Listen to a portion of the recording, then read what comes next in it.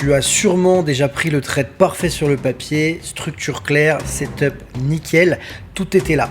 Et pourtant, tu t'es quand même fait stopper. Et c'est pas parce que ton analyse était mauvaise, mais c'est sûrement parce que tu as tradé au mauvais moment. Tu l'as certainement vu déjà dans le titre, mais aujourd'hui je vais te parler des kill zones ou encore des cycles intraday, appelle ça comme tu veux. Ce sont les seules fenêtres horaires où le marché a réellement de la gueule. Et une fois que tu les connais, tu ne regarderas plus le graphique de la même façon et tu feras beaucoup moins d'erreurs dans ton trading. Si tu ne me connais pas encore, je m'appelle Hugo Milanez, trader depuis 2017, coach et formateur depuis 2023. Je suis aussi analyste de marché chez Goliath. J'ai aussi eu des expériences en banque, chez un courtier international et dans un fonds d'investissement en Suisse dans lequel j'étais business développeur. Mon rôle aujourd'hui en tant que coach et formateur est de te donner un maximum de valeur et de t'aider à aller chercher ton premier compte propre firme de 50 000 $ minimum et ce en moins de 3 mois. Si c'est quelque chose qui t'intéresse, le lien est disponible directement dans la bio. Tu peux réserver ton appel, c'est totalement gratuit. On se retrouve tout de suite sur les graphiques. Donc on est actuellement sur l'euro-dollar. Je vais prendre le Forex pour cette vidéo, ça changera un petit peu. Donc comme tu peux le voir directement en haut à gauche, j'ai mis l'indicateur Killzone Hunt TF Lab. Tu peux directement le retrouver dans les indicateurs juste ici sur TradingView. Cet indicateur est très pratique parce qu'il montre deux choses, les sessions de trading et les kill zones. Et oui, car les kill zones et les sessions de trading sont deux choses bien différentes. Les sessions de trading, c'est l'entièreté de la session par rapport à une place boursière, et les kill zones, ce sont des zones d'intervention, des moments dans la session où il va être plus judicieux d'intervenir que d'autres. Et c'est ça qui est important. Forcément, dans la journée, on va avoir des moments sur le marché où on va avoir plus ou moins de volatilité. Nous, en tant que traders, c'est la volatilité qui nous intéresse. Rentrer dans des marchés totalement flat, sans direction, sans volume, sans vol encore une fois, ça ne nous intéresse pas du tout. Par exemple, la session de Londres commence à 8 h du matin et clôture à 18 h. Je suis en GMT plus 1. Elle est délimitée, comme vous le voyez ici, par les petits pointillés. Donc ici, on a bien l'entièreté de la session de Londres. Par contre, la kill zone, le moment d'intervention adéquat durant la session de Londres, est de 8 h du matin à 11 h. Au-delà de cette kill zone, ça va être moins intéressant d'intervenir sur le marché. Il y aura certainement moins d'opportunités, moins de mouvements. Pour la session asiatique, elle commence à 1 h du matin et se termine à 9 h. La kill zone, que je n'ai pas pu régler correctement sur le graphique, est de 2 h du matin à 6 h du matin. En fait, les kill zones, si vous voulez, là, sont simplement matérialisées par les petites boîtes transparentes que vous voyez à l'écran. Concernant New York, la session de New York commence à 14 h et termine à 23 h. Et nous avons deux kill zones différentes lors de la session de New York. Nous en avons une première lors de 14 h à 16 h 45, 17 h plutôt, et une de 19 h 30 à 22 h. D'accord? Donc ces kill zones, ce sont les moments où on veut intervenir.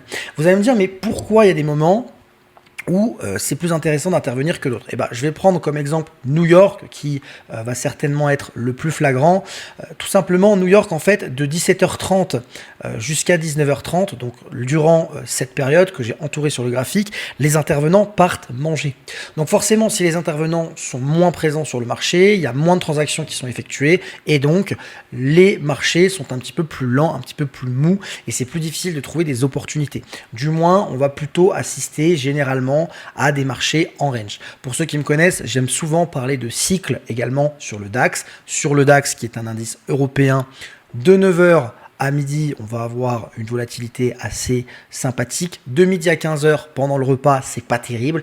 Et une fois 15 h 30, une fois l'ouverture, l'arrivée des Américains, on va dire, sur le marché, la session repart, du moins la volatilité reprend de l'ampleur. Donc c'est beaucoup plus intéressant de trader pendant ces périodes que de trader durant des périodes où il ne se passe rien. Les kill zones vont être importantes à prendre en compte parce qu'en fait, si vous voulez, vos niveaux vont être beaucoup mieux respectés au vu du volume qu'on va retrouver sur le marché, et on va avoir des meilleures réactions. Donc, qui dit des niveaux mieux respectés, dit des trades beaucoup plus pertinents et donc théoriquement plus de gains. Donc c'est pour ça que c'est bien de les prendre en compte. Ok, on va pas trader en plein milieu de la nuit durant une session asiatique, par exemple sur l'euro-dollar. Parce que généralement, sur l'euro-dollar, il ne va pas se passer grand-chose, d'accord? C'est une paire qui oppose euro contre dollar. Si on veut trader durant la session asiatique, ce sera plus logique d'aller sur une paire en AUD, en NZD ou en JPY, forcément. Autre chose que vous pouvez prendre en compte, et ça c'est un petit tip supplémentaire que je vous donne, c'est que vous pouvez noter, et c'est ce que fait déjà directement cet indicateur, les hauts et bas de session. Pourquoi? Parce que ces hauts et bas de session en fait vont généralement et assez régulièrement venir être retravaillés à un moment dans la journée. Alors pas tous les jours, mais ça arrive régulièrement, et vous allez pouvoir prendre des positions. Typiquement ici, si j'étends le bas de ma session asiatique, vous voyez que lors de la session de New York, le prix est revenu tester ce bas. On aurait pu éventuellement initier des achats à ce niveau-là et prendre du profit. Pareil, si je me mets sur la journée d'après, on voit que si j'étire le bas de ma session asiatique, durant la session de Londres, c'était même pas pendant New York, on est revenu tester une première fois ce bas asiatique. Une deuxième fois durant la session de New York, c'était éventuellement deux niveaux intéressants pour pouvoir acheter le prix également. On peut éventuellement en prendre un troisième, cette fois avec un exemple de vente. Vous voyez qu'ici, le haut de la session asiatique est venu... On est venu le retester durant le début de la session de New York et on a eu un signal. Alors effectivement, dans ce cas de figure, le trade ne serait pas passé, du moins on aurait pris un break-even très certainement. Mais vous voyez qu'on a très souvent des réactions sur ces hauts et bas de session. Donc c'est toujours intéressant d'étirer ces hauts et bas de session pour éventuellement trouver des convergences avec des zones de prix qu'on a déjà tracées au préalable. Ça va d'autant plus renforcer, on va dire, la pertinence d'intervention sur ces niveaux. Maintenant, vous allez me dire, c'est bien beau, mais si on doit encore un peu plus pousser le vice, quelles kill zones sont les plus intéressantes à trader? Je vais vous le dire tout de suite, ça va être assez facile. On va avoir la kill zone de Londres le matin, donc encore une fois de 8h à 11h du matin, et vous allez également avoir la kill zone de New York de 14h à 17h. Celle-là est vraiment sympa. Sur celle de 19h45 à 22h, malheureusement, il n'y a pas toujours de l'action qui se passe. Des fois oui, des fois les marchés sont très calmes. Ça va vraiment dépendre des journées. Ça va dépendre de si le marché attend une annonce. Ça va dépendre de la volatilité qu'on a eue lors des premiers cycles de la session de New York, etc., etc.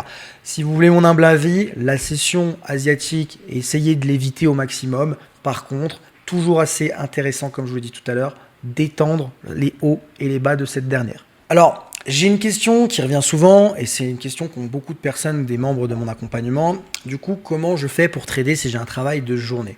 Eh bien, il va falloir vous adapter. Bien évidemment, je ne dis pas d'adapter votre emploi du temps à votre trading, mais d'adapter votre trading à votre emploi du temps. D'accord? Si vous travaillez la journée, eh bien peut-être, même si c'est pas la meilleure, que vous ne pourrez trader uniquement que la kill zone de New York, d'accord? Je ne vais pas vous demander de veiller jusqu'à 2h du matin pour trader l'asiatique, mais la session de New York en deuxième partie de journée, ou du moins en France, ce sera plutôt le soir, de 20h à 22h. Ce sera, même de 19h30 à 22h30, ce sera peut-être le meilleur moment pour vous pour trader lors de la journée, d'accord? Et vous aurez quand même des choses à faire, que ce soit en scalping ou en intraday. Sinon, si vous êtes d'après-midi, vous pouvez tout à fait trader la session de Londres. Si vous êtes du matin, vous pouvez tout à fait trader la session de New York. Et si vous travaillez la nuit, vous avez quand même le choix à l'arrêt. Donc je ne pense pas que vous allez trader London, mais plutôt, encore une fois, New York. Mais encore une fois, il y en a pour tous les goûts. Ces kill zones, des fois, bien évidemment, ne sont pas respectées à 100%. Hein. Par exemple, ici sur l'euro-dollar, on voit qu'on a eu une très grosse hausse. On n'était pas forcément dans une kill zone, d'accord? Ici également, à partir de 11h, donc toujours sur la session de London et jusqu'à 14h, on a eu un mouvement qui était baissier, d'accord, sur l'euro-dollar, alors qu'on n'était pas dans une kill zone. Et au moment du début de la session de New York, vous voyez qu'ici, on a eu un retournement.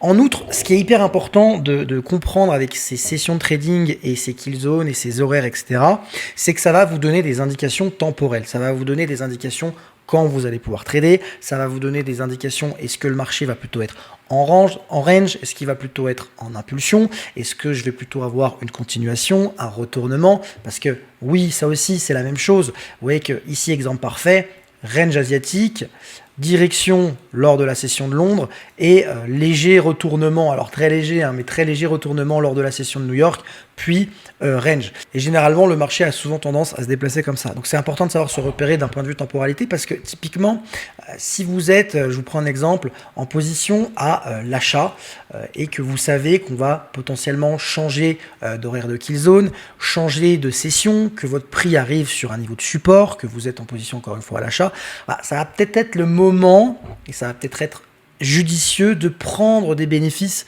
sur ce niveau. Parce qu'ici, on va peut-être avoir la résistance. D'un point de vue temporalité, on va changer de cycle. Donc, on n'est pas à l'abri que le prix se retourne et revienne finalement chercher votre point d'entrée. Donc, il faut penser également à se rémunérer. Voilà, c'est tout pour cette vidéo. Encore une fois, abonnez-vous, laissez un petit commentaire. Si jamais vous avez des questions, je vous répondrai encore une fois avec plaisir. Et puis, si vous voulez aller plus loin et prendre un appel avec moi, le lien est directement disponible dans la bio.